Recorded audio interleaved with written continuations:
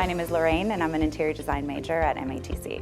Design is a cohesive flow of all elements in a space that will evoke an emotion. I think that one of the biggest moments that stands out to me was when we first came here to NBF. Having the opportunity to have real-life hands-on experience throughout the program beats any textbook you could possibly pick up. The culture here, having that energy, that positivity really makes a difference. One thing that I've learned through our partnership with NBF is that it takes a team of experts to make a champion. Learning everybody's ideas and creativities and thinking, oh wow, I never would have thought to do that. Design can be challenging because it's always changing. Things are always evolving. My time at MATC and NBF has prepared me for future challenges by giving me the confidence that I need to move forward. My message to future students is to just take the risk, do it, move forward, don't think twice, just be brave.